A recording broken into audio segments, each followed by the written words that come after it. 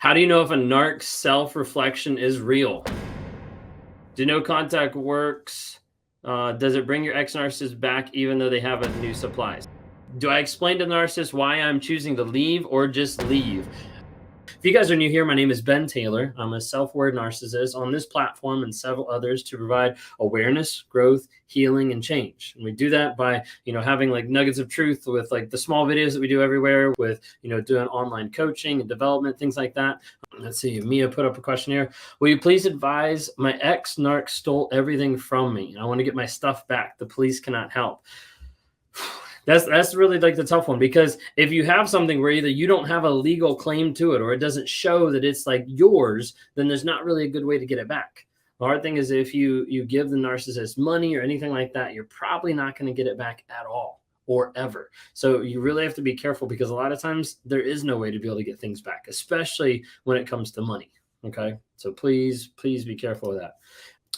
Melinda, why would a narcissist deactivate social media all of a sudden, one that's a huge platform for them?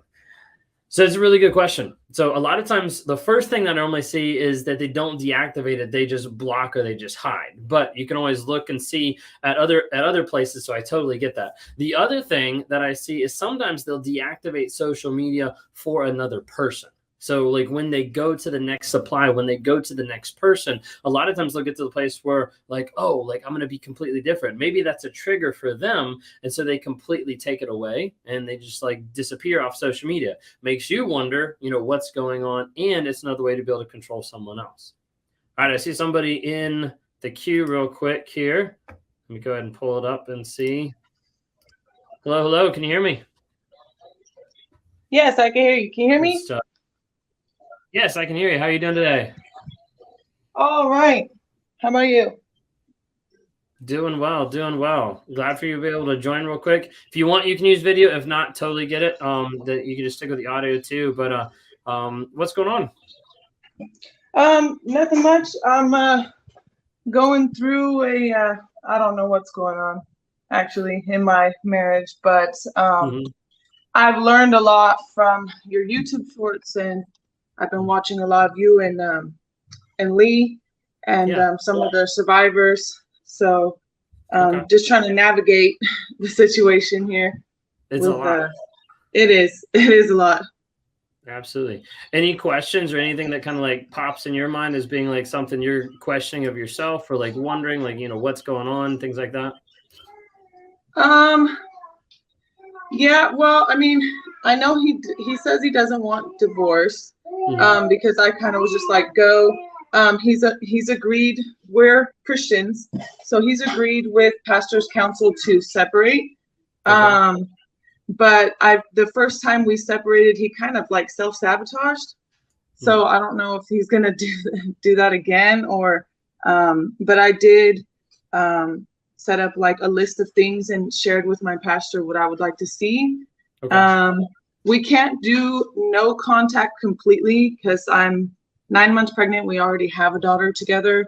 And we have a car that says he's going to pay for, but I don't know.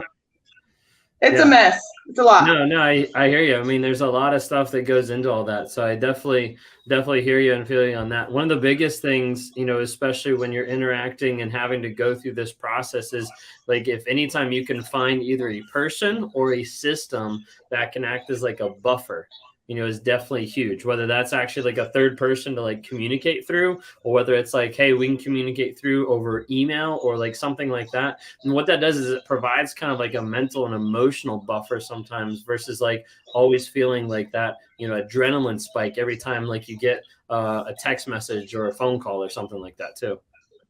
Okay.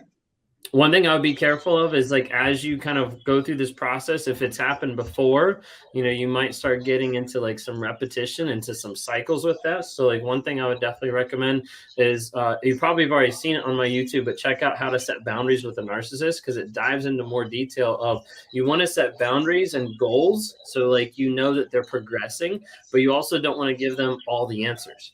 If you give them all the answers or all the, hey, here's all the criteria, then a lot of times they'll go through and they'll check the boxes on all those, and then they'll revert back to exactly the same way they're doing it. And then they'll use that to be able to abuse you further. They'll use that to be able to come back and, look at you and be like, hey, like, why are you upset at me? Because I did everything fast. Okay. Hey, give me 1 second. You can go ahead. I got to turn the mic off real quick.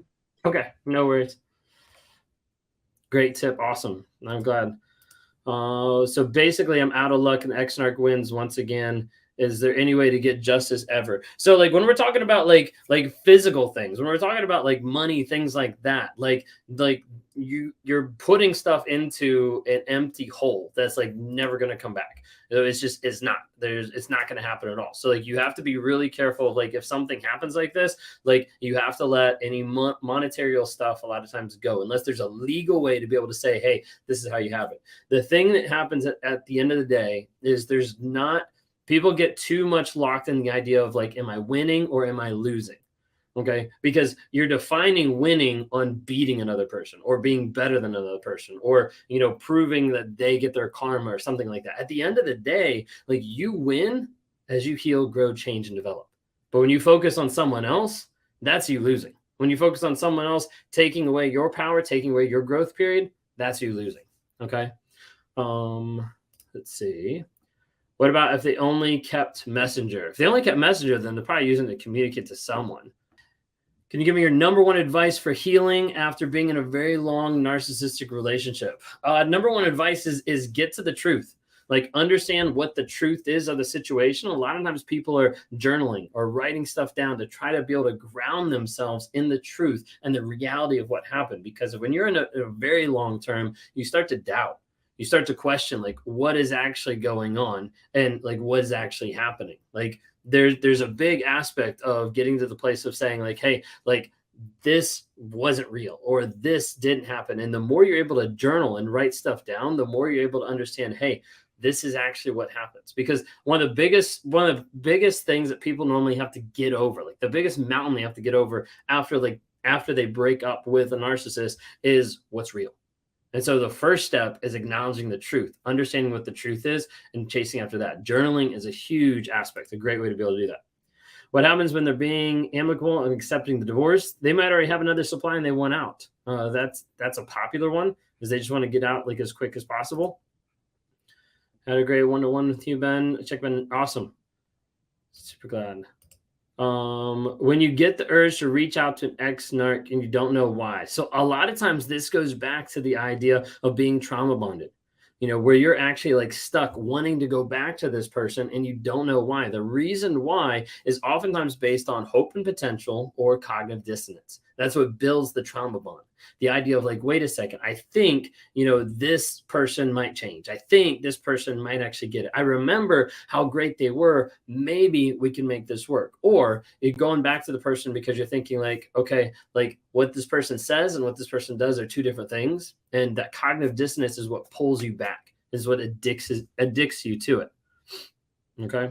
I'm sorry to hear that. The biggest thing I can say is if there's not a legal way for like the police or someone that to help out with whatever he stole, then that's the hard part.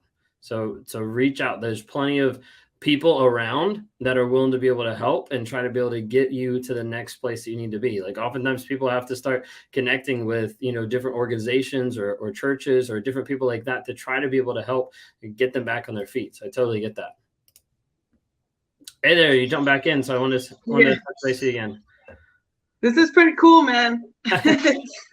Trying. This is all brand new. If anybody else is just popping in, you can click the link. You can actually come on screen, either audio, video, be able to ask questions, share your story.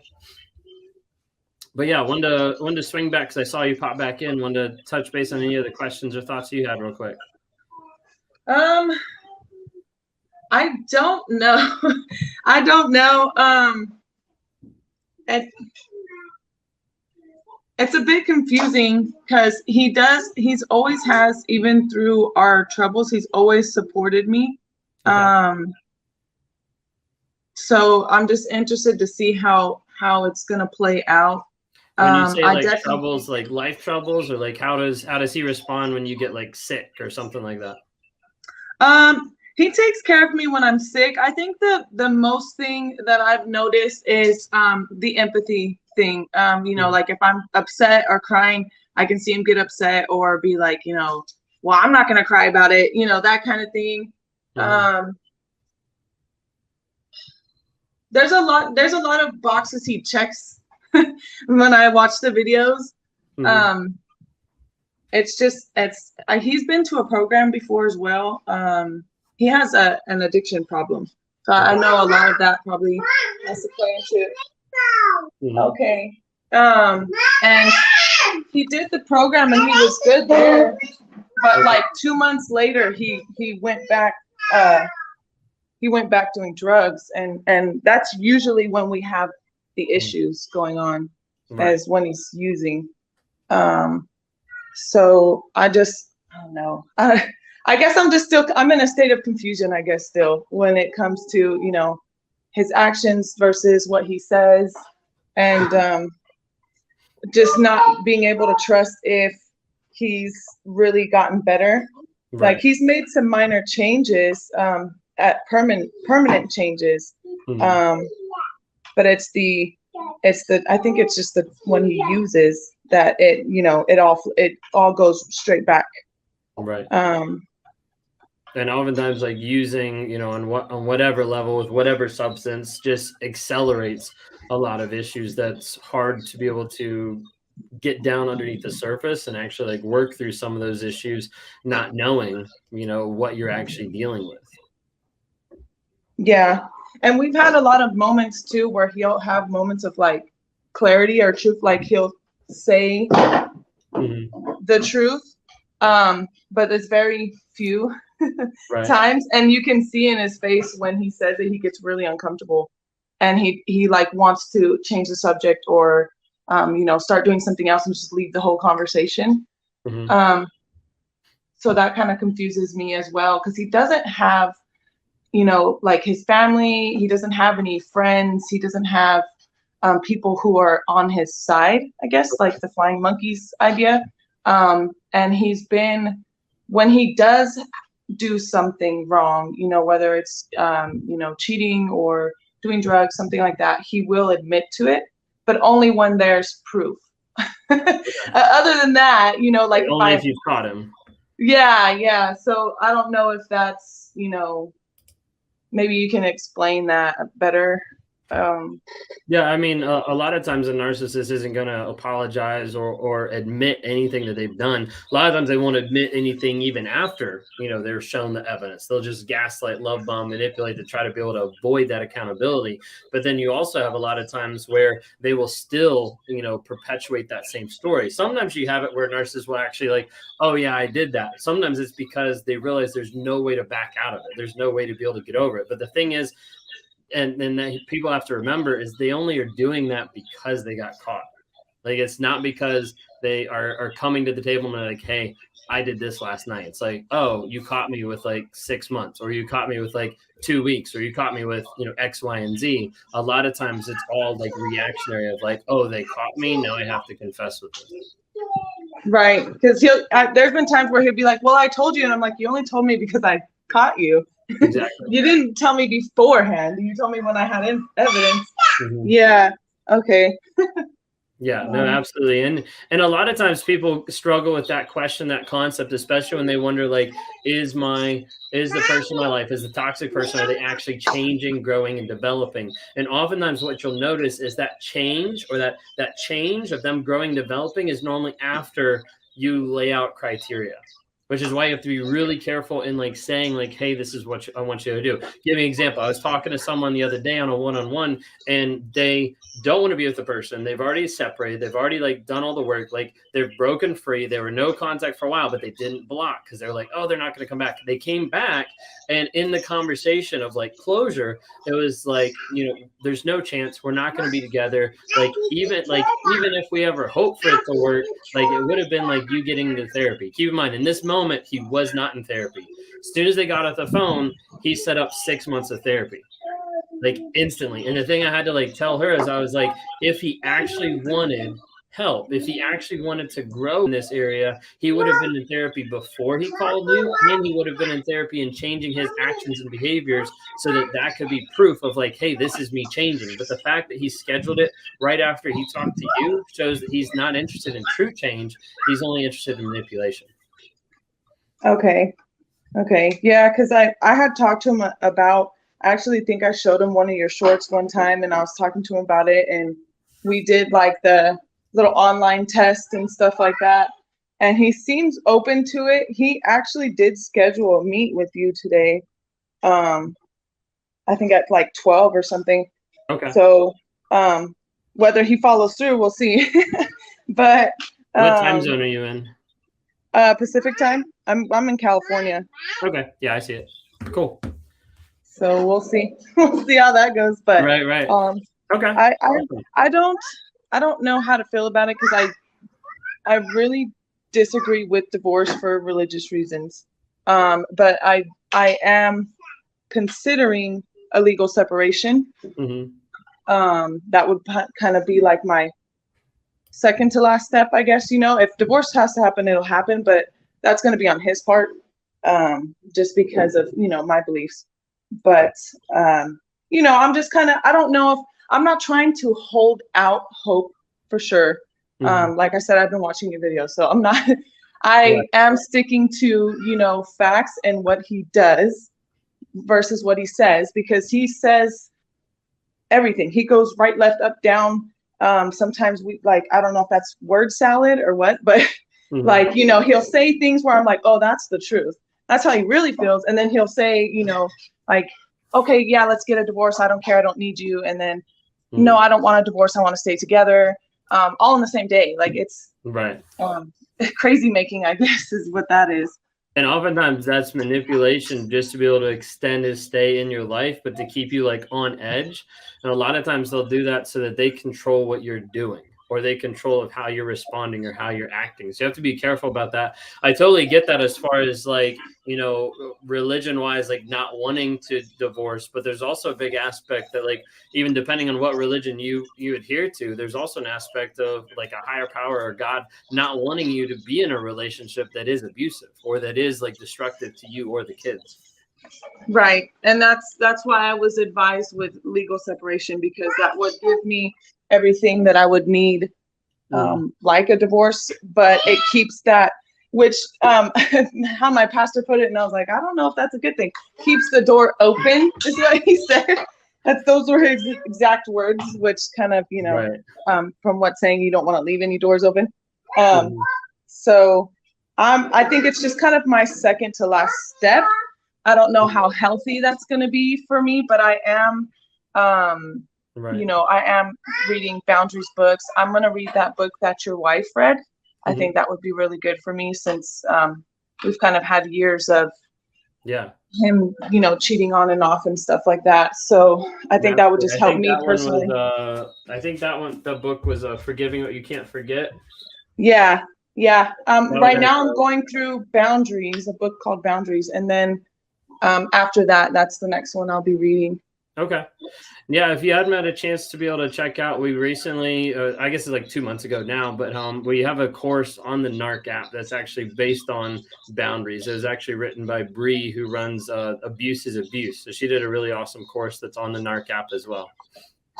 Okay, cool. Yeah, I checked into that. I'm working on getting financially independent, because, like I said, he's been supporting me for like 6 years now. So, and I kind of just stay at home and homeschool. So, it's going to be a really big transition for me to, try to get more independent, so that I can be able to do things like that. Yeah, no, absolutely. Awesome. Well, thanks so much for jumping on. I really do appreciate it. I appreciate it too. Thank you. It was nice to get some clarity here. Absolutely. Thank you so much. Window says, what does it mean when they're giving you the silent treatment for weeks and intermittently folding your clothes, leaving flowers, and still not speaking? So pretty much any time that a narcissist is giving you the silent treatment, it's all meant as a means of manipulation to get you to apologize for probably something they did. Typically, whenever a person's giving another person a silent treatment, it's not because the other person offended them so much, even though the narcissist will claim that. It's typically because the other person called them out for something, or the other person, is holding them accountable, or the other person set a boundary and they're like, well, I'm going to hold this line so that you can't have this boundary. I'm going to hold this line so that, you think that something's wrong with you. That's ultimately one of the ideas behind it, is like, I'm going to give you the silent treatment so that you doubt your sanity, so that you think maybe I'm the person that's wrong. And whenever you think that you're the person that's wrong, that means that I'm back in control of the relationship. That's all that it's about. It's always about control. Okay. Awesome. That's a great question there. All right. Laura, I see you. Let's go ahead and have you pop up here. Hey. Hey there. How are you doing today? I'm good. Thank you for having me on. Absolutely. Absolutely. What's going on today? Well, I know I'm not the only one in this position, so I feel it's very comforting. I feel a lot better knowing that I can say this and not feel so criticized. But I am on number 2 relationship of this sort. And I have noticed the first one, I had no clue what was going on, and it lasted quite a while. It took me a very long time to heal from. But the second one, I had no idea. It kind of blindsided me, even knowing about that narcissism existed. Right. But anyways, I have noticed and read quite a bit, and I read something that said that covert cerebral, or more of an intellectual covert type of narcissism, there's a trait or a person or a characteristic and common amongst them of misogyny towards their mother. Okay. Is that true? I've watched this person in my life and his interaction with his mother, and it seems like if it's true, it's very under the radar, very backhanded, and very hard to detect it. But then his interactions with me lead me to believe that he absolutely does not see me as his partner. He sees me more as his mother or caretaker. And right. There's a lot of bitterness and resentment and hatred that's under the radar. Sometimes it surfaces and I can see it and I call it out when I see it. And he's actually recently acknowledged, his kind of adolescent juvenile behavior when I call it out. I try not to be, really disrespectful when I do, but it's hard. But I wanted to ask, is that a common element, a common trait, and that an intellectual or covert cerebral type of offshoot, I guess, or type of narcissism is misogyny, that they really, and it's rooted in how their relationship with their mother? So I haven't, as far as what I've researched and know, I don't know that I can answer that as far as like this is or this isn't. I haven't seen a ton of stuff about that in direct correlation, I guess, put it that way. What I would say is the majority of narcissists a lot of times hate everybody, because in reality, like when it comes down to it, it's not just based on who they are or what they've experienced or the people around in one sense, but a lot of times it's like they just view everybody as being lower, the ego, the entitlement that puts them in a place, puts them in the position that like everybody else doesn't matter. Now, when it tracks back to specific people, whether that's a mom or a dad or things like that, a lot of times when it tracks back to different people, it's also because of the familial system that they were raised in. And so like the hard thing that's hard to know because we weren't there when they were growing up would have been like, what did they actually go through in that system? Were they the golden child or the scapegoat or like something like that? Sometimes there's different aspects of that familial system that will actually trigger more things out of the narcissist that will actually create more narcissism in one sense, I guess you could say. And sometimes that is enabling of like these two, a parent and a child become like really tight because they're very similar. And sometimes it's also like off-putting of like we don't want anything to do with each other at the same time. Okay. Yeah, that actually what you just said is something that I've I've kind of observed is that they are very, very similar, but they also kind of butt heads a lot if they're around each other. If he is outspoken at any level, they butt heads. If he asserts himself, they butt heads. So he just doesn't. But the reason it led me to ask that question is, and I'm sure a lot of people have asked this question of their partner or person that they're dealing with, is, why do you say you love me? Why do you love me? I mean, what is it? What's that? Why do you say you love me? What is it about it that leads you, to say that? And the only thing that he ever can say is, I love the way you take care of me. And in my mind, my, fireworks are exploding and going off. And I'm like, I'm not your mother. Right. I'm not your mother. I don't want to be your mother. I would prefer to be your partner, not you. So you have to take it's a whole picture kind of thing, and looking at all of his behaviors and choices and reactions to different stimulus and his triggers and things that led me to believe that, and that's what I do know of his relationship with his mother, is that is not good. And he may view me as a caretaker more than a partner, and it led me to think, well, maybe there is a root of misogyny. And for him specifically, it's towards his mother, and he takes it out on me. Another thing, I mean, I don't know any of the situation, but like another thing that sometimes is prevalent is growing up in an over controlling household. And if, let's say, if that mom was like over controlling, so like she doesn't like him speaking out, she doesn't like him saying different things, then he starts to realize, like, I hate the idea and I hate the fact that this person's in my life that's supposed to be there for me and they're controlling me. So then he likes the idea of you being in his life because you're there to take care of him, to be that caretaker, to be that mother, but he has more power of controlling you. So there might be an aspect that like the abuse or like that frustration part might get worse on your side because he's looking at it of like, I couldn't control this, but now I can control this aspect of it. Yeah, that absolutely makes sense. And I don't mean to take up people's time who's trying to get in, but may I ask one more question? Yeah, go for it. So we got 1 second. We got 1990 brunette. I don't know if you saw my chat, but it says your devices are not connected, so it's not going to let you go live. So try to go back out and come back in, and let's see if it'll let you go live. All right, Laura, you're good. This is probably a no-brainer. And in the long run, I know the answer to this, but I was curious how often, if anybody else wants to chime in, or if you have any experiences hearing this from other people, this person actually, they ran a background check on me without my knowledge or consent. And then eventually told me about it. And for me, that's an enormous violation of privacy. Borderline ending the relationship type of behavior. Right. And I, like you were touching on before about the aspect of being controlling and, their familiar system having had a very strong element of control while they were growing up. That absolutely makes sense in his case. But I was just, I know there's all kinds of different manifestations of this disorder, but I was wondering if you or anybody else had ever heard of something like that. Because for me, I'm thinking like, this is criminal. I need to call somebody. Right.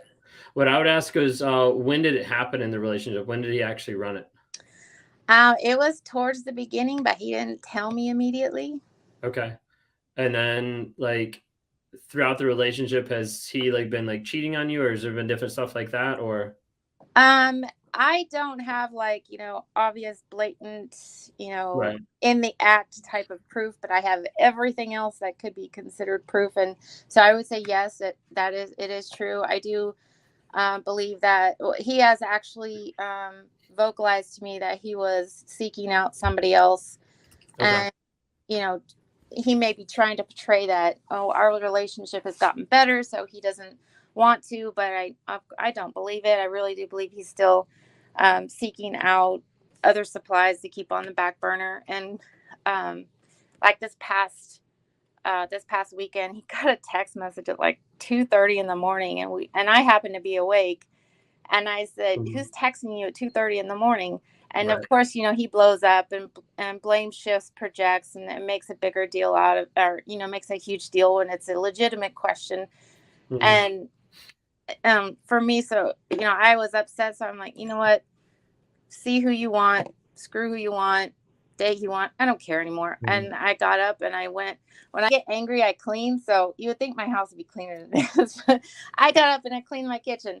Right. But after that, it was like he started acting like nothing had ever happened. I'm like, whatever. But yes, sir. I absolutely believe that that is true. That he has been unfaithful. To a certain extent, he has admitted, you know, everything except the physical part, which I don't believe that Mhm. it's just because he hasn't admitted it hasn't happened. Right. Very true.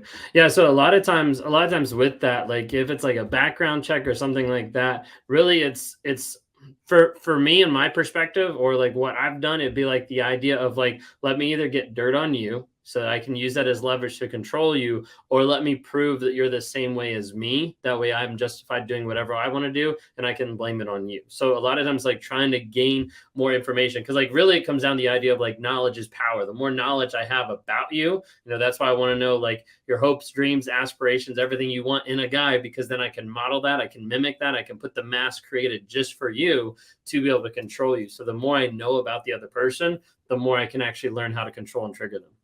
Wow.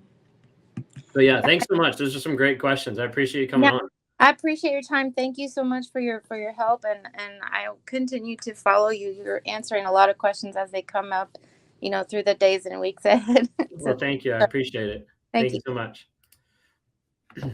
Yeah, we had another comment that came in, kind of in correlation to what we were just talking about. It says, "I love the way you take care of me. Love it. Experienced the exact same thing. Told my ex-husband he needs a housewife and a woman who says yes, amen to him the whole time." Yeah. So I mean, it's so true, because a lot of times that's what they're looking for. I just want someone who's going to serve me. I just want someone who's going to be there and do what I want them to do. I mean, that's really the idea of like ultimate control, of like need to have someone who serves and gives me everything and, fills me up, feeds my supply, all that kind of stuff. All right, Brunette, I see you in here. We're going to bring you on. Hello.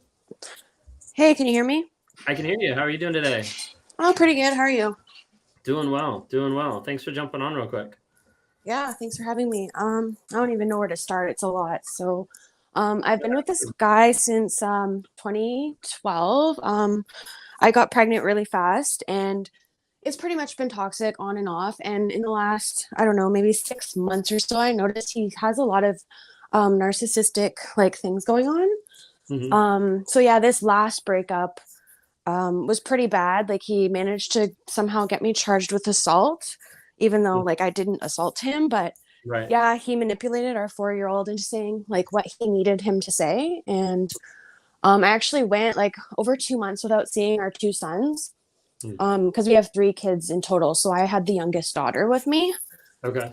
So yeah, I'm not sure where to start with him, because like we have a no contact order in place, but he's like still calling the police and making all these accusations, and like he's back with the girl that he was before cheating on me with. Okay. So yeah, I guess I need more advice on how to handle a person like this. Like he's, no matter what lie he's caught in, he will not admit it. Right. Like I actually caught him our last breakup in like 2015 or so.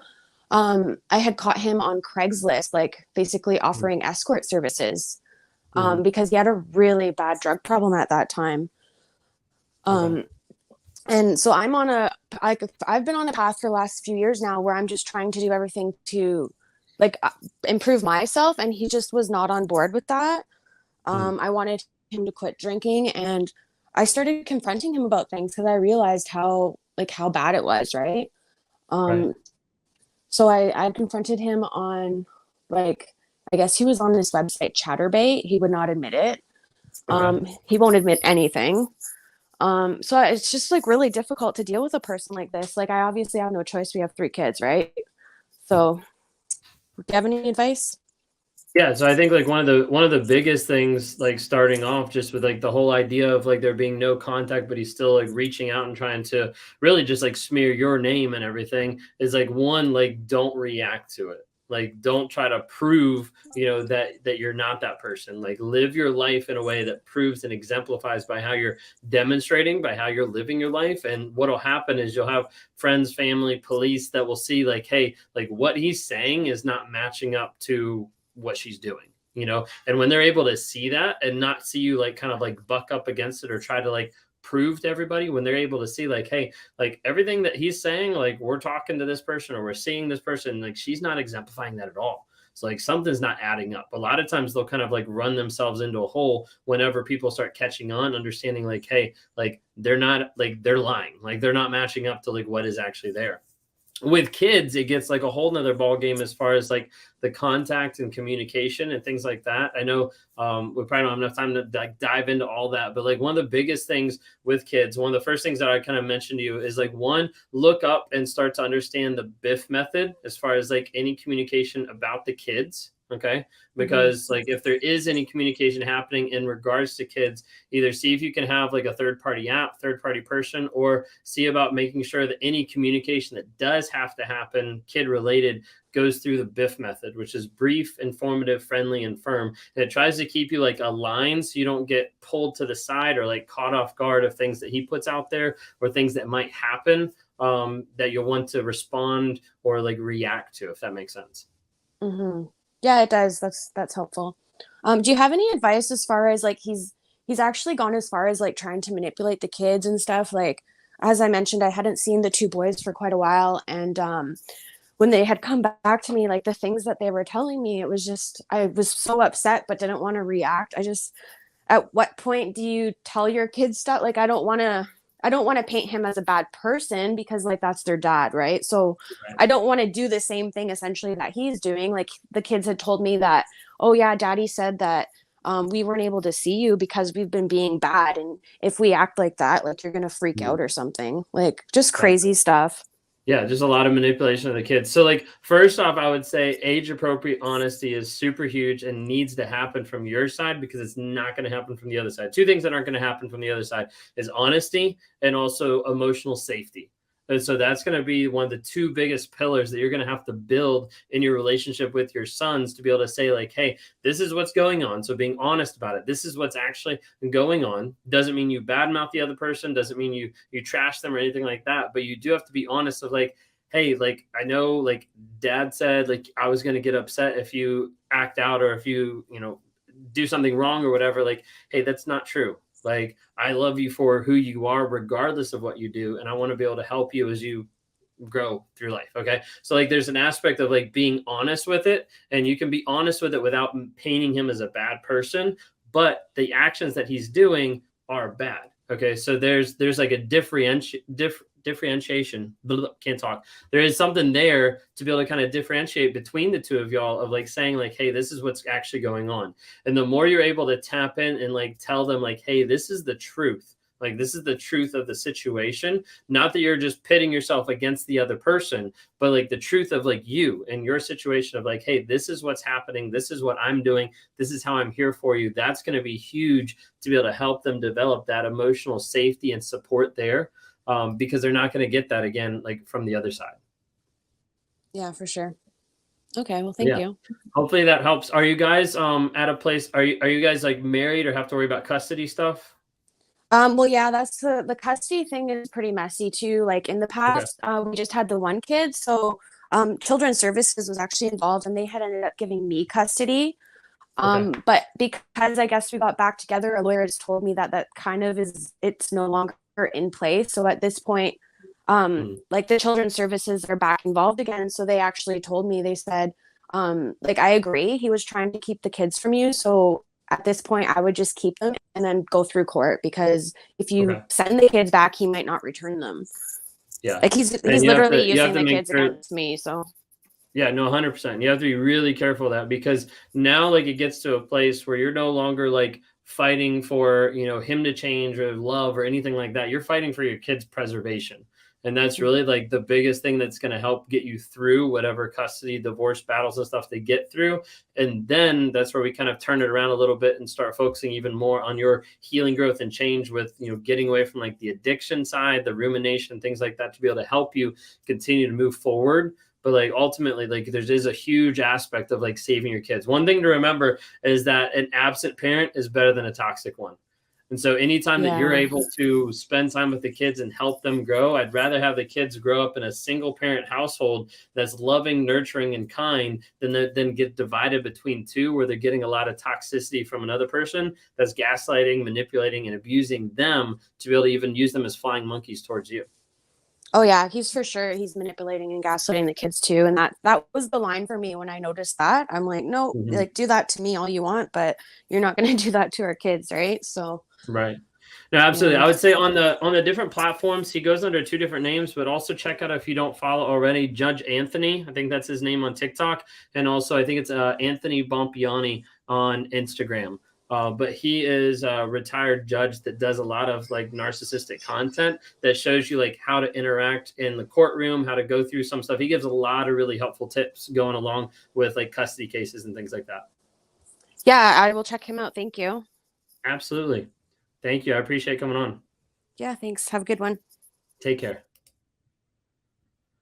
All right. All right. Well, thank you all so much. I really appreciate it. Thank you all so much. And y'all have a great day. Hey, just want to jump in here really quick and say you might have been watching my content for a period of time, but you haven't taken the next step.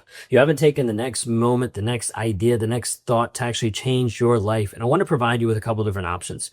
One of the ways is to be able to work with me personally inside the Thriver Intensive. What I do inside of there is help you break the trauma bond, eradicate the triggers, and move forward in the healing process. You got 24/7 access to me. You've got access to other women who are going through it, access to other coaches, but a support system that you need to finally break free once and for all, and to make sure that you don't go back, that you don't interact with them again, and that you finally find peace. If you're interested in knowing a little bit more about this, then click on the link down below, but it'll be rawmotivation.com/breakthrough. You'll be able to hear a little bit from me. You'll be able to hear a little bit from my wife and be able to hear a little bit more about what I do to help you move forward. If that resonates with you, click on the link below, rawmotivations.com/breakthrough. Hello, hello, hello. Good to be back on today. If you guys are new, coming back on, we'll be starting here in just a moment once we get some people logged in. But it was question and answer time to be able to interact, be able to answer questions, but mainly be able to have people actually come on. There we go. Looks like I got Jordan. Let's bring you on real quick here. Hello. I wasn't expecting that. No worries. How are you doing today? I'm good. How are you? Doing well. Doing well. It's good to meet you. Wow, I'm like a little. I was expecting to just watch and listen. No, you're totally fine. You're totally fine. So, I mean, if you don't want to be on, we can pull you back off. But this is a great time if you want to ask any questions or share anything. I actually, something has been on my mind heavy because I was just watching a different. It was like the Q&A, I think, where it was like 5 of you guys. Okay. The Dark Avengers. Yeah. You guys were talking about something where it's like when they accuse you of something, it's usually them telling on themselves. Yeah. And that's something that I kind of knew for a long time, but I didn't ever like, it's hard for me to differentiate like when is that happening or when are they just like accusing you of things that they think everybody does, I guess. And like, so my situation is like I'm co-parenting with a narcissist, a covert narcissist, and he claims to have like sexual trauma and stuff like that. But he doesn't really know. So I don't really know if it's like real or not, but he like has this issue of thinking that everybody's gonna like do things to our son. And he's literally even like, he's accused family members, he's accused people that like I can't believe he even accused them. And then he actually, when he was doing the slander, you know, the slander stuff after the breakup, he went to my biological father, which I don't have a good relationship with. And they had some sort of conversation to the point where my father was in my DMs accusing me of touching my child inappropriately and saying that they're going to take me to court together, which when I like confronted my baby daddy, he denied ever saying that kind of thing and said he would talk to him. And I'm just like, obviously I'm never going to get the truth. So I just dropped it. Right. But that's something that worries me like heavily is like is that something that I should worry about, like him doing? Or is it something that he could just potentially be so worried about happening to him that he just like projects it onto everybody? Right. Yeah, there could be like an aspect of projection based on like previous experiences or stuff that he's been through. You know, sometimes they'll project like based on, you know, maybe a traumatic experience like in the past, or sometimes they project onto you stuff that like they're already doing. Like most commonly, that's like the aspect of like cheating and like affairs or like lying or being angry. Not as much that I've seen in like that particular realm, but again, I wouldn't put it past anything, and I don't want to say one way and have it be someplace else. But I would be really like careful of that as far as like interactions and things that's happening like back and forth. But I know a lot of times it's hard to know what's actually real based on the past, because I know a lot of people and a lot of narcissists that have actually manufactured a lot of their past, and they've, you know, made up stories or made up things to be able to justify what they're doing today. Yeah. And that's what feels very real, because for him, like, I have had a lot of traumas and stuff. And I really feel like he kind of like tried to be my savior when we met. Mm-hmm. And so it wasn't until years into our relationship that he just randomly remembered this memory that's just barely not there, but he kind of remembers it. And it's like this weird thing. And so it's like he would almost use it like, oh, I have this trauma and it makes me this way. Like we talked, like I hear you guys talk about, but it's like, I genuinely to this day don't even know if that really happened to him or not, based on the way he acts. You know what I mean? Coming from a genuine survivor standpoint of sexual, physical, emotional, mental, psychological, all the types of abuse you can have, you know what I mean? And it's like, you can kind of feel when someone's not being genuine about their experiences. And that's how I always felt towards him when he would try to tell me about experiences, was like, it's almost like he's just trying to manifest a memory that matches up with a trauma that I have, so that he can act like he has more trauma than me, or he acts like he has the same amount of trauma as me, or whatever, you know what I mean? Just what I do know is I do know a specific instance where I worked with a narcissist, and they were both like married, but I worked with them for a period of time, and he actually ended up confessing like a trauma that had happened like years ago, and they'd been together for I think like 10 plus years. He confessed to like a trauma that had happened when he was young, and later like she kind of noticed that his story was the exact same as another friend of theirs story. Like literally like details were exactly the same. And so from that, she ended up like deducing and figuring out that it actually wasn't real, but he used someone else's story to be able to appear a certain way, and to be able to appear like, hey, like I'm this way because of this has happened. Yeah, that makes a lot of sense, because I feel like he's the type of person that's really drawn to people who do go through a lot. Almost because he feels like, it's almost like, you know, the woe is me, like everything that happens to me is so bad, and he compares it to like people who go through genuinely horrible things. Like he treats his life like his parents weren't there, like his parents aren't still there, you know what I mean? Like it's really strange, but it's almost like someone living in a psychosis. That's what it comes off to me as. So it's like, are you like in a psychosis, or are you like aware, but you just like, it's just so crazy to me. But I try to keep a lot of distance, obviously, but he's planning on moving to like the same area and stuff for like co-parenting. Okay. So I'm a little bit worried about that. Right. No, for sure.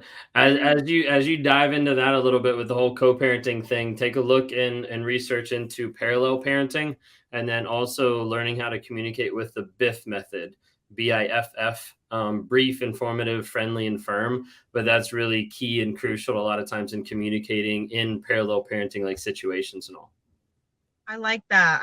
Because I already have like the deep one next to his name. And so if I add that one, it can help. Like every time I get a message or I send a message, it just reminds me, like, make sure the message is on the right path. You know what I mean? Right. Yeah. Regardless of whatever, you know? Yeah. That's really helpful. Yeah. Well, that's a really good question. Thanks for jumping on. Hopefully that helped a little bit too. Okay. Yeah. Thank you so much for that. I really appreciate that. Absolutely. Thanks so much for jumping on. Appreciate it.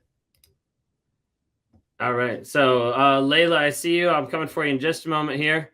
Let's see. Want to double check. There's a couple things that came in. So, yeah, I did put it up here really quick. It's like, it's confirmed. We're still locking down like a lot of stuff with it, but officially it is confirmed. September 24th, Virginia Beach, Narcissistic Abuse Workshop. We're still workshopping the name. It's a workshop. It's not just a meet and greet with myself and with Lee Hammock Mental Healness. So it is confirmed. It is happening September 24th. I booked the place. It's actually going to be like where I am. So my office is actually in Virginia Beach area, and they have like some conference rooms and stuff like that. So it's going to be, we're still working on some of the details. We're still working on some of the links to have people like sign up and stuff like that, because it's a limited seating.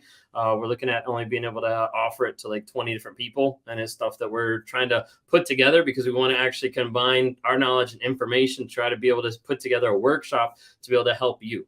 Like, how can we help people grow, heal, change, and develop? Yeah. So anyways, that's coming. We're still working on this spiel, but that's coming soon. Layla, here, let me go ahead and bring you on. Hello. How are you? I'm not getting any audio from you. I'm sorry. Oh, wait. I think you might be muted. Hold on. Can you hear me now? There you go. Gotcha. There you go. Gotcha. How are you doing today? This is great. I've been like, I have to say, like, I've been following you on TikTok, and it's been like so helpful to me because I just got discarded a few months back, and I'm like deep in a trauma bond. Are you Layla with the purple on TikTok? I'm Layla Writes Love. Okay. So I leave a lot of comments and stuff like that. And I'm still very much in a trauma bond. I'm still like, there's a lot of stuff we're connected. We had been married for 30 years, and we have 6 kids. Okay. So right now, one of the things that's happening is we are in therapy for co-parenting. Mm-hmm. Want me to let you out right now? Okay. Sorry, my daughter wants out right now because she doesn't want to hear any of this. Mm-hmm. So I'm like, all right. So we're in co-parenting, and one of the things that I realized is that he's not taking any accountability for any of the years of abuse, or anything like that. And I'm just wondering, how safe is it? Because I always feel like when I'm sitting with him in therapy, at first the therapy session started off, it was always me me talking, but now the therapist is starting to get him to have some accountability. So the therapist has been pointing out his lack of accountability, his lack of acceptance, his denial of things, before, like when it comes to the abuse, that he's like, okay, well, you were a victim, I was a victim, I abused you, you abused me, type of thing. And I'm just wondering, how helpful are therapy sessions at this point with someone who just really will not take any real accountability for the therapy in the therapy session, or even anything about the relationship? Even when he had said, I'm damaged, but then when it was just like suggested that he goes to individual therapy, he's like, well, I'll accept that, but does that mean that now you're not going to do this therapy because I'm doing that therapy? Like, he still wants me very much in these therapy sessions, and I don't see the benefit in it for me. I feel like I just am like I feel emotionally drained, like he's drawing supply from me in these sessions, and while still just really not really holding himself accountable for years of emotional abuse. Right.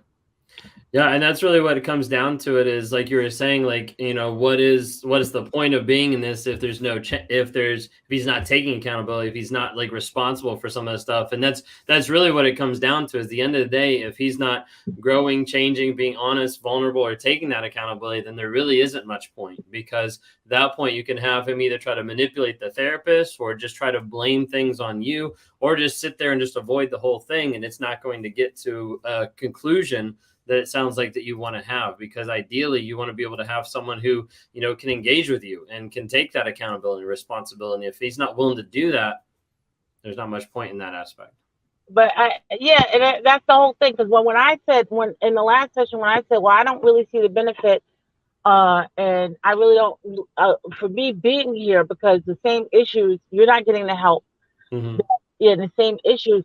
It just seemed like he really grounded down the fact of me being, us continuing these couple therapy sessions. Like he'll still do the individual, he agreed to the individual therapy session, not recognizing that it's what he needs, Right. but he doesn't want these sessions to end. What And happens with are you all together currently, or are you like separated but still doing? while we're religiously divorced, we're not legally divorced, and he's been setting up new supplies since last year, I found out. So y'all And aren't like living together or seeing each other on a regular basis? no, I've Yeah, been well, that's why. That's uh-uh. why he wants that. He wants to be able to control and still be able to manipulate you. And part of that is going to be still having you on tap where he can still reach out and interact with you. Okay, but he discarded me. That's the thing that I don't understand. That's the thing I'm trying to get my head around. It's like, if the person discarded you, why do they still want this control over you? Because at the end of the day, it doesn't matter who discarded who. It matters who has the final say, the final word, who's in control. And it matters what story, what narrative he's telling other people or that he's telling himself. You know, maybe it's that he like tried in the relationship, you know, even after discard of like, oh, I got into therapy and I tried, and then she's the one that quit. Like he'll twist it any way that he wants to. And like sometimes it's hard to be able to figure out exactly how it's twisted because it can be really crazy as far as how they like arrive at those conclusions. But a lot of that is that twisting it back and forth to try to get to the place of saying, you know, either I had the last say, either I'm the one in control, either I'm the one, you know, sometimes the narcissist wants to discard you before you discard them so that they're not the one that gets like rejected or abandoned or stuff like that. But then they could still come back for more for round two. Okay. All right. So it's not really a safe place to be. When is it ever a safe space to be in therapy with a narcissist, or is it something that the supply is always in like this level of vulnerability and not truly safe? So what I would say is if you're with a narcissist and they haven't been in their own individual therapy for probably at least a year and actively showing change, honesty, and vulnerability, then I don't think it's a safe place. Okay. All right. Okay. Thank you. Yeah, absolutely. Thanks so much for coming on. I appreciate it. Bye-bye. Take care. Awesome. Thank you all so much for coming on. All right, here we go. Hello, hello. Hi. How are you doing today? I am doing good. Let me move to a different room really quick. I wasn't expecting. Oh, you're good. You're Great. good. You're good. I tried to give a heads up, but it's kind of hard. We're still getting used to it. Thank So you. you're all good. No, I was gonna ask. So it's pertaining to children. My soon-to-be ex-husband. I'm in the middle of the divorce process. Okay. He left the family left the home, left the family for the mistress, Mm-hmm. who was the babysitter. How do I try to tell him that he's very controlling? He was very abusive and very controlling person. So how do I get him to understand her being around the kids is not good for our kids? Because my daughter, she's old enough to understand what's happening, and she doesn't want to ever see her again. But my son is younger, so he'll bring her around my son, but not around her daughter. Okay. So I'm trying to get him to understand, because every time he sees them, I'm always saying, do not bring her women around the children, because they're already upside down right now as it is, and adding her, who was the babysitter / daycare worker, is just confusing our kids. Right. Can't you just stop? But I feel the more I press, the more he's doing it to me. And I'm just trying to figure out, you know, what do I do? Do I just let it go and not press in, or what? I have no idea. Yeah, so that's like a really good question, because a lot of times it gets really difficult of who they bring around or what happens. The hard thing is, depending on where you are with, you know, divorce proceedings and like custody agreements and stuff like that, unless something gets in writing or in the divorce papers or the custody agreement, you know, once, you know, let's say if you guys end up having like shared custody or something, if the kids are with him, there's not really much you can do to enforce that. That's like the hard reality is I don't know. I mean, someone can leave in the chat if they know any different, but I don't know of a way to actually be able to force that or to make sure that it happens, even from a legal standpoint, because like it's not something that we're able to, you know, institute that or control who they bring into the house. Now, if it would be on like another level, as far as like, you know, if they're bringing drugs into the house or like whatever, like obviously that's something else. But as far as like who associates when they're not in your aspect and like in your area, then there's not as much that you can do, unfortunately. But how do is there a way that I could just say, like, I don't really care that he's with this person, obviously, but she used the kids actually to get to him. So that's why it sounds like she's a little toxic too. Right. So that's why my daughter is very much like, she was texting our, you know, our daughter and doing things over and beyond for our kids, but she was doing it to just be closer to my husband when I didn't really know that that was the intent. Right. But they're confused. My son, he brought up, so my son is confused now, and I don't know how to to relate, to be like, hey, this isn't, you know, maybe you should give the kids more time before you start bringing this individual. I don't care about any other person, another woman, aside from her, but this particular individual, I don't think this is beneficial and healthy for our kids because they're confused. Right. But I just feel the more I press about, I don't think this is a good idea to bring her around them. Right. I don't care that they're together. I just don't think it's appropriate time to do it now because it's only been 4 months. Okay. So they're kind of like still trying to figure things out. Yeah, unfortunately, just because like we can't control who he's going to bring in whenever he has the kids in one sense, then that's going to be something that's going to be hard to make happen, period. As far as like communicating to him and have him understand it, there's a part, the more you communicate that it's a frustration or even almost like a vulnerability or an insecurity, the more he's going to tap into that. So it'd be something that I would almost recommend like backing away from, because the more he knows that it bothers you, the more he's going to pound it every single time to try to make sure that it affects you and that he gets a reaction or that he's controlling you with that. Yeah, that's what I figured.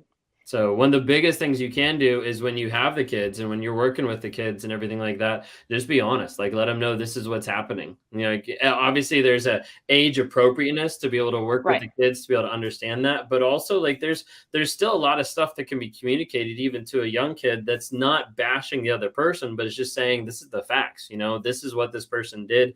This is what's happening. You know, this is why we're not together. And the more you're able to be transparent with the kids and help them process like their emotions, their feelings as they go through all this, the more they're going to understand, hey, mom's a safe place and this other place is not a safe place. And that's really what helps develop them to not be narcissistic or not have some of that trauma, is to be able to help process those emotional feelings, those thoughts that they're trying to struggle with and go through, and to know that, hey, mom's a safe place that we can work through that, I think is huge and a big aspect.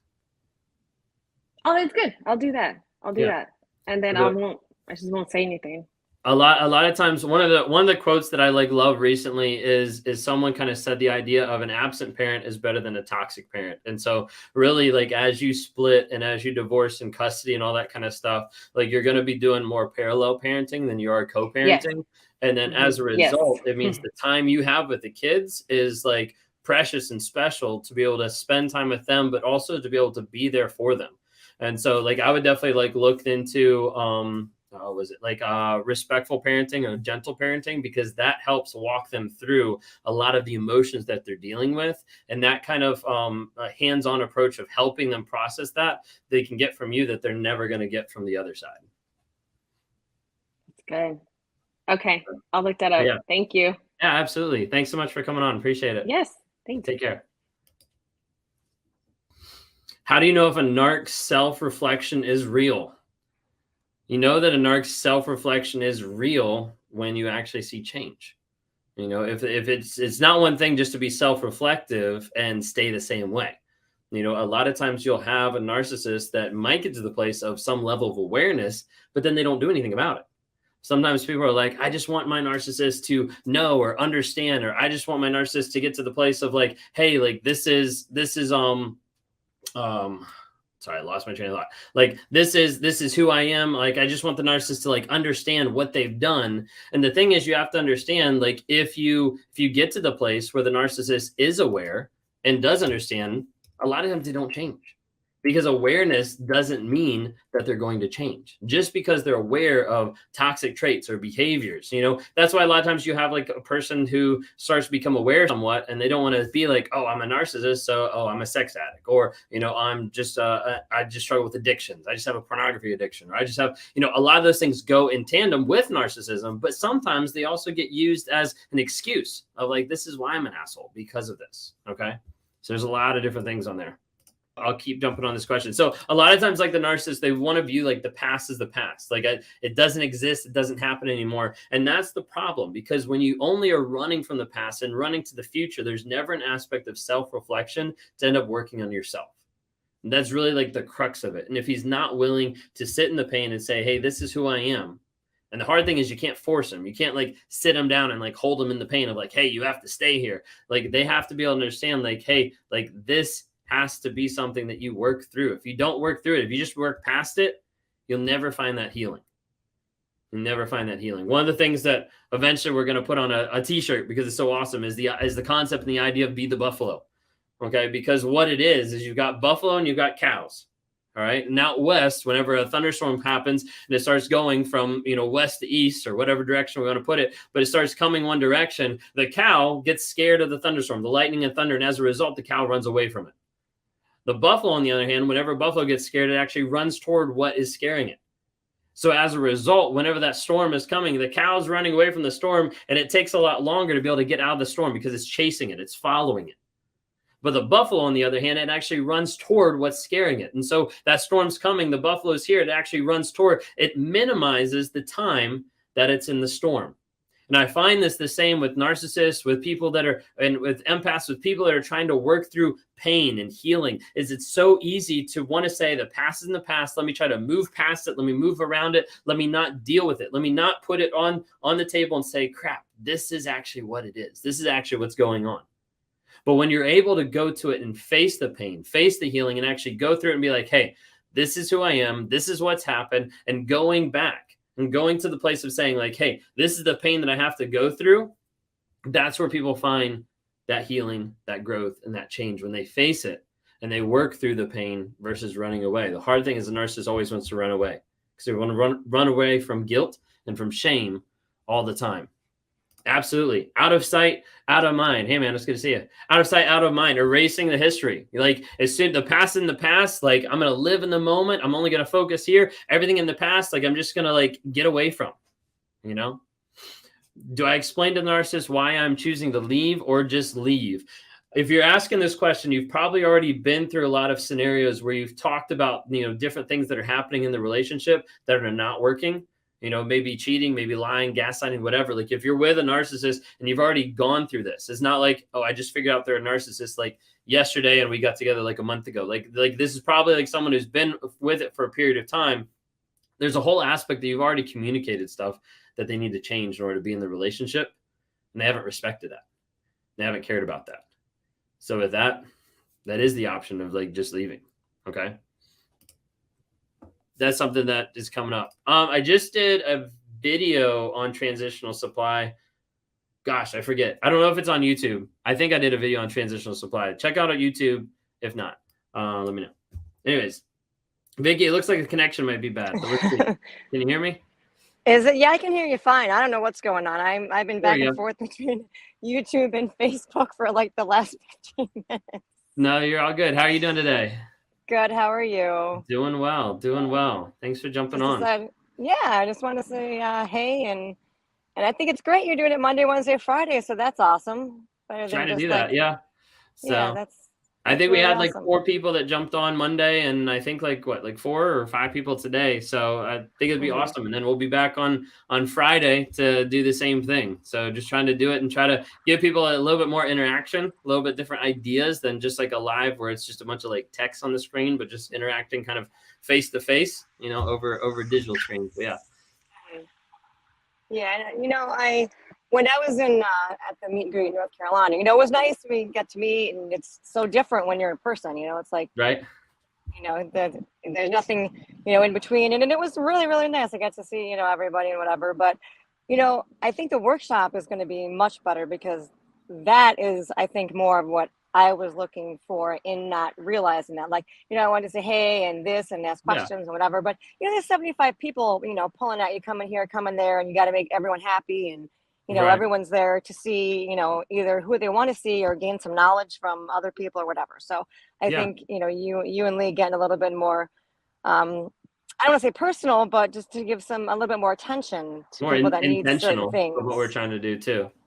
Yeah, no, for sure. That's something that he and I've been talking about for a while, you know, of what we wanted to do. And we were thinking of like punting it to like November, but then a couple people decided they want to do a meet and greet in Canada. So that's happening in November.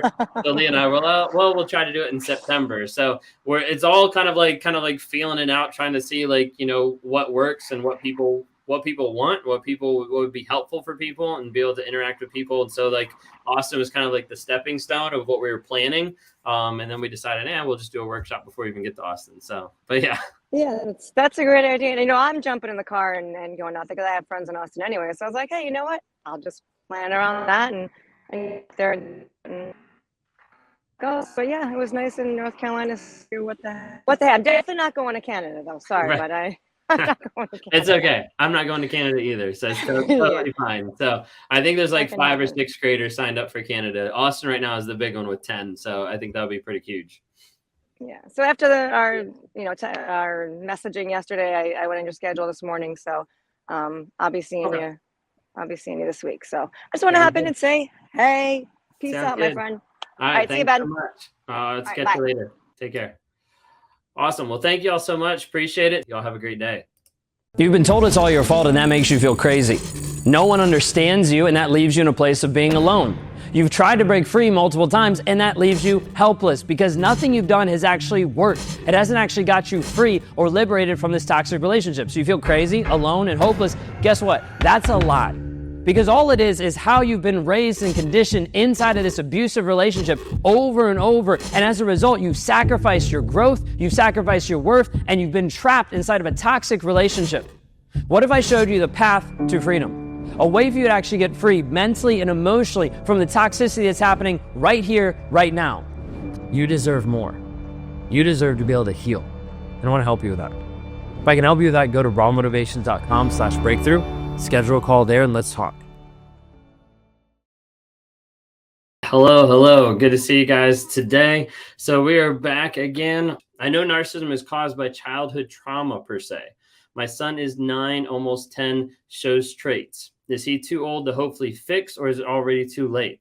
So no, it's not too late to be able to help fix. And what I would say is if your son is in the household and showing traits, then that's where you need to get into therapy. And you need to get the whole family into therapy to be really able to dive into that, because like the childhood trauma or childhood abuse or like whatever is underlying that is the family system of like, how can we actually work on helping support, helping heal, helping grow.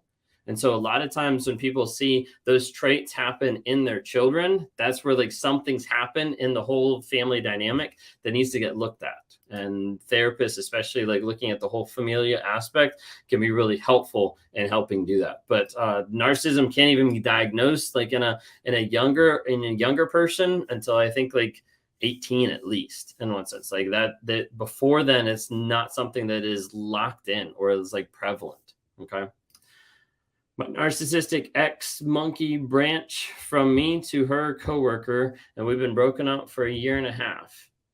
My question is to you, will that situation work out a coworker narcissistic relationship? So a lot of times any like, okay, you put in another one. Do no contact work? Does it bring your ex-narcissist back even though they have a new supply? Okay, so there's two separate questions. So like a lot of times it doesn't work out very well. You know, when you have a coworker that's narcissistic, like you need to set boundaries. You need to sometimes communicate to higher ups or other people there. Like you have to make sure that you're able to engage with that, because otherwise that person is going to make it like really awful and like really hard for you to be able to work through. So I would definitely be careful of that for sure. Do no contact works? Does it bring your ex-narcissist back even though they have a new supply? So no contact means that the ex-narcissist can't come back. Like that's what you got to understand and get to the ground set to start off with, of like, it has to get to the place of where they can't even contact you. Like there's no way to be able to access you. No contact means you block, you ghost, you go no contact. So there's no way for them to come back, because even if they're with a new supply, a lot of times they will come back. Okay, so you do have to be careful of that. So what I recommend is block them on everything, on all social media, on your phones, on your social media, on your Spotify, your Venmo, like everything. Like block them on everything and work on your healing, your growth, and your change. Okay. Why did my ex try to hoover me? And then when we met, he played victim and told me he's a drug addict and we can't be together and I deserve better. So what was the point of hoovering me? I'm just so confused. So I would be curious, like how the relationship might have ended to start off with. You know, maybe if you left him, then that's a huge aspect of like, hey, let me hoover to get her back and then discard at the same time. That's really what it is. It's like in the way to be able to control the narrative and to be able to say like, hey, I'm going to get rid of you before you can get rid of me. That hoover a lot of times is based on the chase. It's based on the high of like, I've pushed this person away so much. I've discarded this person so much. Can I get him back? Can I see what I can actually do to leverage control over that other person? And oftentimes they're able to accomplish that. We've kicked Dad out and have gone 100% no contact. We're all in therapy, but my biggest fear was that it was already formed in him. We will continue therapy. Yeah. So like there could be tendencies and stuff. Maria, what I would definitely look into, if you're 100% no contact, then you have the main influence on the kids. And what I would definitely look at would be looking up respectful parenting and looking at how to actually engage with your kids on that emotional level to be able to help them process their emotions, their feelings, and ultimately create a safe environment for them emotionally. Because that is huge when they know, hey, I can come to mom and I can talk to her about everything. You know, I could talk to her about anything and everything, and she's not going to judge. She's not going to devalue. She's not going to belittle me, like anything like that, because they wouldn't get that from anyone else. They wouldn't get that from the narcissist. Okay. But being able to create that safe environment is like huge to be able to help them feel like, hey, it's okay to feel guilt. It's okay to feel like you aren't good enough. Like, let's process that. Let's work through this. Let's work on helping build up their self-confidence, because that's really key in that aspect. Okay. Addressing family system. What could a parent who left an extremely abusive environment now help preteen who is showing narc traits? You just put in the chat, just answered. Yeah, but that would be definitely like one of the biggest things is like creating that safe environment is absolutely huge, because narcissism is built on shame. Okay, so that means like anything that can be done to be able to help lower and negate some of those aspects of shame is going to be huge and essential to be able to help with that. Okay. Carlene, here we go. Hi. Hello. Hi, how are you doing today? I'm good. How are you? Doing well. It's good to see you. Good to see you too. I was just going to share my story. Yeah, absolutely. Synopsis, because I know for me, people sharing their stories, I really appreciate it, you know, because it makes you feel less alone and, you know. Absolutely. So my story, I was born into, you know, my mom was a narcissist. I became codependent because she, you know, had me taking care of her at a young age and all this. And my father was an absent father. And so I ended up marrying my mother in a sense, you know. My husband has the same exact traits. He's an alcoholic, and we were in a tumultuous marriage. We have 2 children together, and we were going through a divorce, and he decided to get sober, and the only thing it needed was the judge's signature, and he got into a terrible accident, and called me up crying, saying, you know, he wanted to get back together. He was going to get an AA, and he did. So I waited a year to get back with him. And he's been sober almost 30 years, but he's not working a program. He's terribly verbally and emotionally abusive. And even him being a non-drinker enabled me to get into the fog even further, because my fear, obligation, and guilt, he could use that. And I would think in the back of my mind, well, he's the more strong one. He's not drinking, you know, he's the sober one. And so anyway, we've been married for 35 years, and we raised 2 kids. And all along we were trying to, I've always been going to therapy, and therapists really don't understand this. I mean, the last time we went to couples therapy, we were getting therapy. He was going to a therapist on his own, and I was going to a therapist. And he was coming home saying his therapist said I needed to be nicer to his mother. Well, his mother's passive aggressive, very, very mean to me, you know, and he actually needed to stick up for me. So I just... Oops. Looks like it froze. I don't know if it froze for everybody else, but it froze on my end. Carlene, are you still there? Okay, sorry. There you go. Okay. Yeah, go ahead. He's getting ready to go to his therapy session, and I say, hey, can I come with you? And he's like, yeah, you know, he really didn't. So I ended up, and I came through, and we're sitting, and I start telling his therapist how his mom's been treating me, you know. And his therapist looks at Steve and says, is that true? Is that happening? And he didn't have, you know, he had to say yes. It was, you know. And he said, your mom is not right, and you need to start sticking up for your wife. So he's going to therapy, getting, you know, lying, just getting his ego boost. And so then we switch. He wants to start going to my therapist, and I don't know, that fog is just like, I didn't see what he was doing.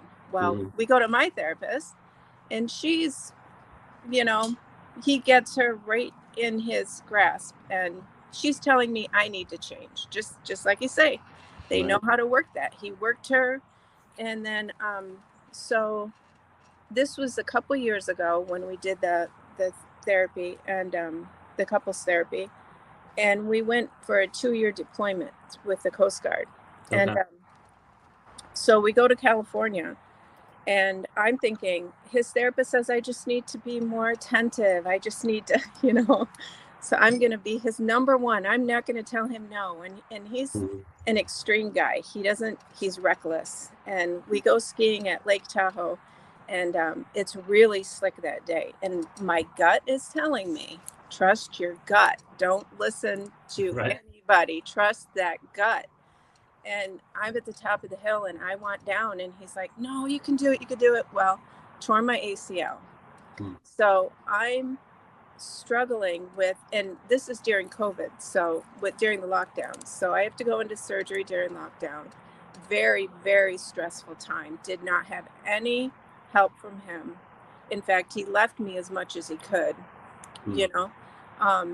One time he comes in after walking the dogs, and he says, he's laughing, and he hands me the phone, and it's his friend on the phone saying, Steve says you're boo-hooing. You got to stop your boo-hooing. And he's, you know, it was just cruel. It's cruel.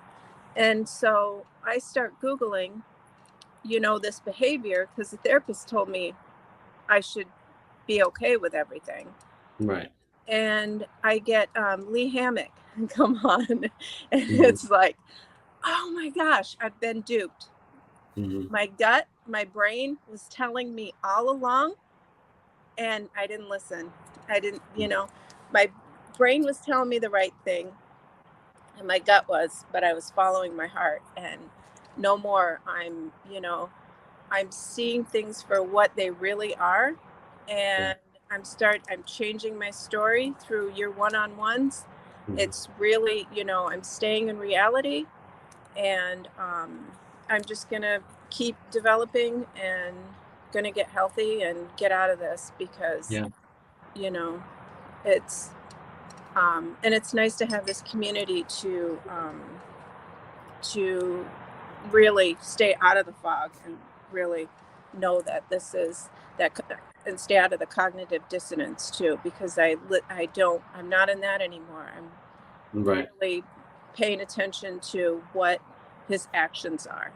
And no, absolutely. I think it's been amazing. Like, thank you for sharing all that. But I think it's been amazing, like hearing and like seeing your story. I just pulled up like while you're talking, like yesterday was actually 2 months, you know, since we first started talking, and just like the transformation of just like your thought process, your mindset, and just, you know, oftentimes like even like your anxiety levels, you know, have transitioned greatly from when we first started talking. It's been really cool and awesome just to see like that growth and that change, and like how you're able to process and handle a lot more things than what you were able to, you know, even a month ago. Yeah. Thank you. It's been life-changing, you know, and actually I've gained like a sense of humor about it too, you know, Right.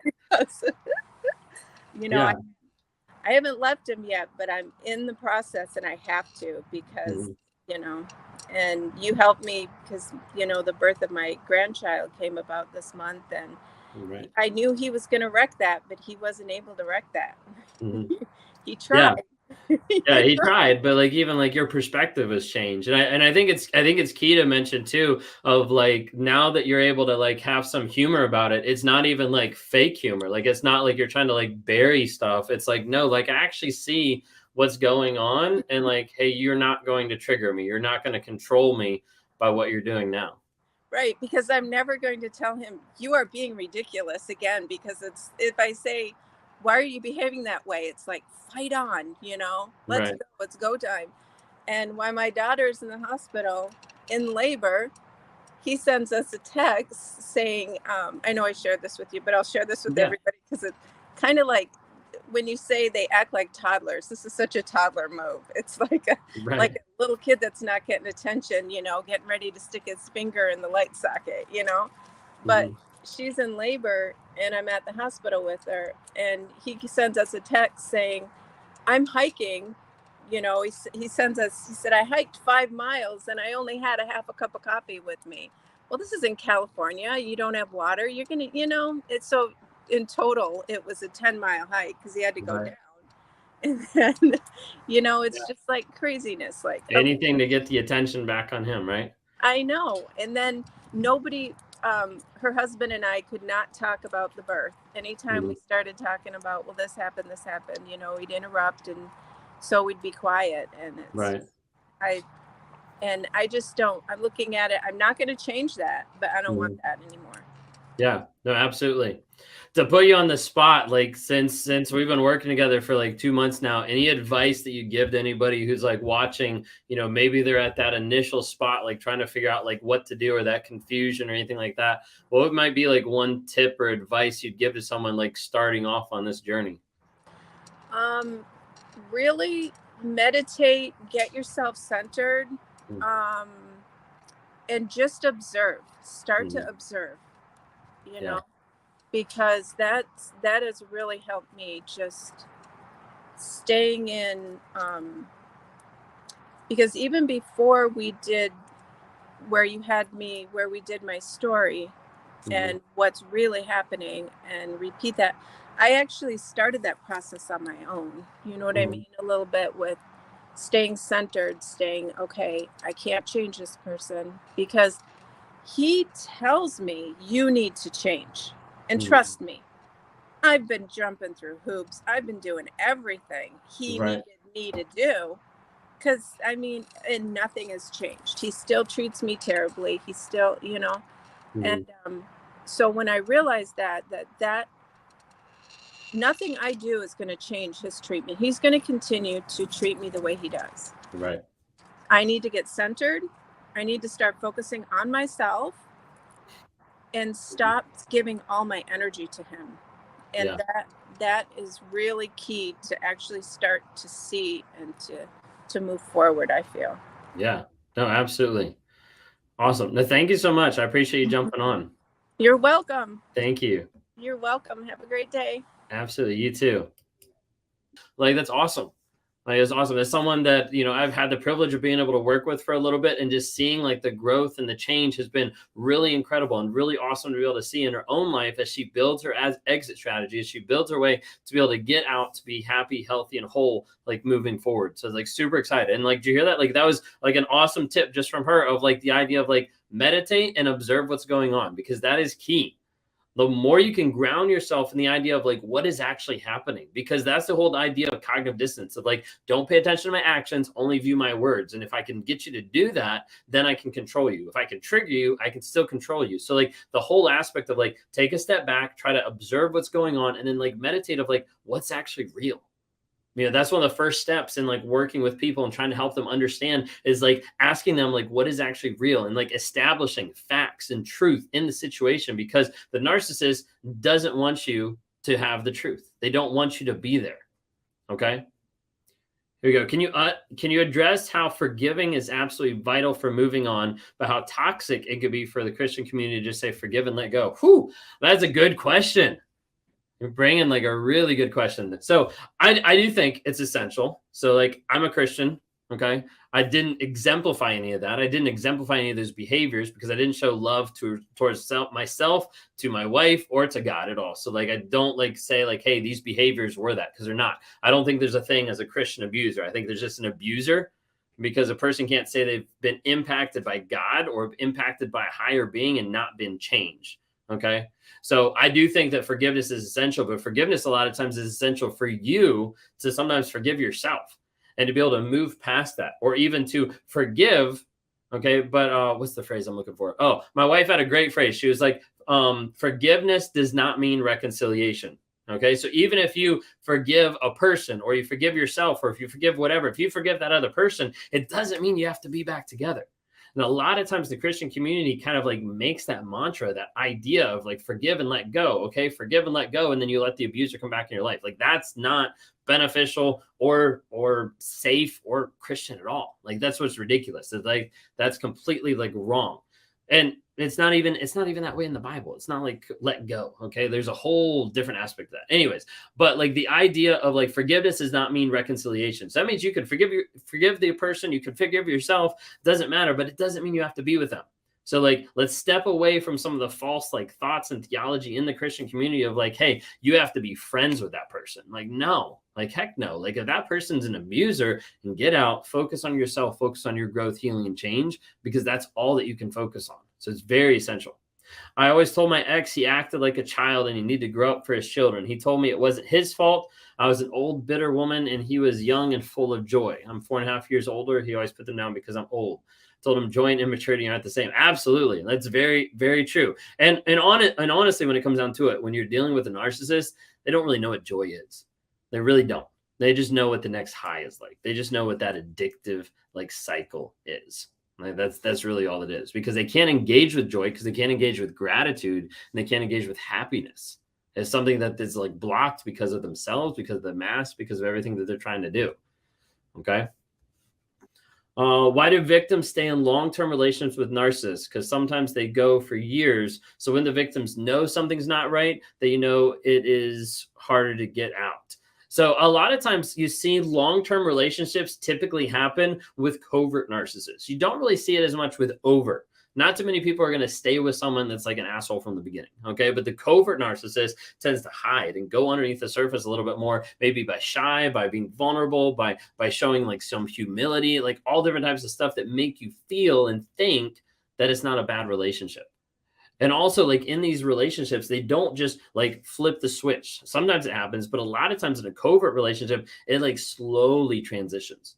It slowly transitions from being like belittling and small comments to like larger comments to maybe yelling or aggression. Like there's like a whole like aspect that it slowly gets worse and worse and worse over time. Okay.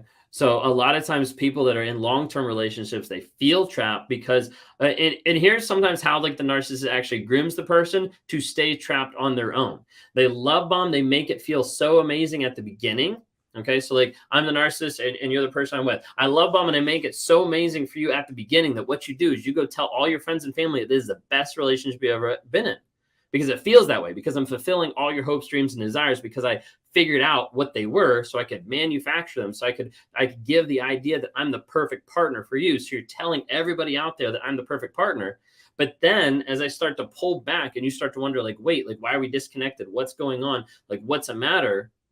You don't tell anybody else, because that doesn't seem right. That doesn't seem normal. And then as I start more abusive behaviors, you still keep with the same idea out there of like, hey, we're doing okay. So it's like one way to be able to groom the person to get to the place of saying like, oh, like I'm isolated from all these other people and I'm still in the abuse and I can't get out of it now because no one believes me because I told everybody how amazing it was. Okay. So that's a lot of times how they'll switch it around.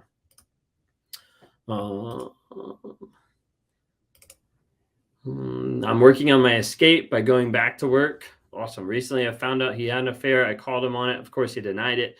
Has been gaslighting me beyond belief. Absolutely, because they don't want to look at that. They don't want to actually acknowledge that they did something. That they did something wrong. Appreciate it. Absolutely, Maria. I don't want any intimacy with him. I don't want him to touch me. When I say no or pull away, he goes into a rage. How can I say no without rage? As Lee would say, I don't want him to unalive me. So there's a huge part that there's not an easy way to not give the narcissist what he wants without the rage. And so that I would be working on an exit strategy as quick as possible so you can get away from him. Okay. Because a lot of times it's not going to change. And they slowly tear you down completely and make you feel worthless. You see no reason to leave because you don't deserve better. Absolutely. That is a really good way to be able to put it. A lot of times you think, I don't deserve better. Or, a person I was talking to earlier today, like, I'm not enough. Like, are those the thoughts that you think every once in a while? I'm not enough. I don't deserve this. Like all these different types of things. Like with that, a lot of times I try to work with people to help them understand that it doesn't have to do with them. A lot of times they attach their worthlessness to what the narcissist did to them or to how the narcissist talked about them. Okay. What happens if you don't take the narc back and can't get revenge because they got dumped? I left him a year ago and he told me not to find somebody and still stalks me physically and online. If he's still stalking you physically, then I would definitely try to see about getting some support with that, restraining orders, some friends to be able to help you out of how to deal with that. But like a big aspect of that is like, you got to be able to make sure you're careful of your safety. That's like a huge one. There's a lot of people that have restraining orders. The paper isn't going to do anything, but it does help get them in jail. It does help start to enforce something a little bit. Is a somatic cerebral narcissist the same as a covert? I would tend to say yes, but not 100% positive. I don't know all the different definitions. A lot of times they're different depending on who you talk to or what content you see. Did you split, or do you think narcs split when they turn into Mr. Hyde? Are you narcs fully aware of what you say, do, and why during triggers? So not necessarily like the why. The why isn't there, but we're fully aware of what we say and what we do. And like the splitting, so like when you talk about splitting, like the best way to be able to say it is like when you talk about splitting, what's along those lines is really just the story and the lie that I believe. So when it comes down to it, the whole aspect of just the lies that I believe is I'm going to have the lies here in this reality and I'm going to have the lies here in this reality. The hard part is not lying in each one, because in each one I view it as truth. The hard part is jumping in between. That's the only thing that over a period of time, as you get better and better at like lying and creating false personas, those two realities can kind of get closer and closer to each other. So it's easier to jump back and forth. But in this reality, I'm faithful. In this reality, I'm faithful, but it's two separate people. But it's like, if this person's out of sight, out of mind, then I don't have to worry about, I exist for this person or I'm a victim for this person. And then it switches to the other person. Narcissists know what they do. Otherwise they would be consistent with everybody, but they're not. The mass changes depending on who they're around or depending on if they're at work or if they're anywhere else. What about gray rock? What is gray rock to you? So gray rocking is typically the idea of becoming, I wanted to say unattractive, but that's the wrong word, but like uninteresting, okay, to the narcissist. So it's like the idea of like them trying to get a reaction and you not giving that reaction. Like everything being like, okay, sure. Like it being like very, very, very low. So they try to get you to do something that's reactionary. You don't do that. You're not giving them a reaction. You're not giving them a response. You're being uninterested like a gray rock. The thing is, if you're in any type of custody case or anything like that involving kids or going into the court system, I don't recommend gray rock. Honestly, half the time I only recommend gray rock like 50% of the time because I don't think it works consistently. I think the biggest thing about like gray rock is you have to be really careful. Okay. You have to be really careful about gray rock because sometimes it makes it like even worse. And sometimes it like escalates and they get more violent. So you have to be really careful. Okay. But you know your narcissist best with that. So just please be careful with that. If I don't go back, so I definitely say don't go back because he was physically abusive and he insists on stalking. So like you can't control that. Like unless the police are willing to get involved, like you're not going to be able to control that. If he was physically abusive when you're in the relationship, like you need to take whatever steps necessary to be able to protect yourself. You know, if you can't go to the authorities with that, if you can't figure out a way to be able to do that in the country that you're in, you might have to get to the place where you change locations, where you change jobs, where you change where you're living, like anything like that. It might have to go to that extreme. I know people that have left countries, left states, all that kinds of stuff. So like there's a whole aspect of that. If there's an aspect that he'd love to see you in pain, he might be even more on the sociopath side. So definitely would try to be careful about that. We could talk more about that if you want. You can reach out, rawmotivations.com, be able to talk through some of that as well. Maria, thanks so much. Appreciate it. When my narc cheated and he ghosted me, I told his work about what he is. It's been a few months. I guess he got fired and now he's looking for me. Will he actually harm me? That is a possibility. So I would make sure you take whatever precautions you need to be safe. I haven't heard of someone who said I was too safe in the relationship by being careful. So please make sure that you are safe. Make sure that you are careful with that because you never should underestimate a narcissist. They can be a little crazy sometimes. Anyways, y'all have a great and blessed day. We will see you guys.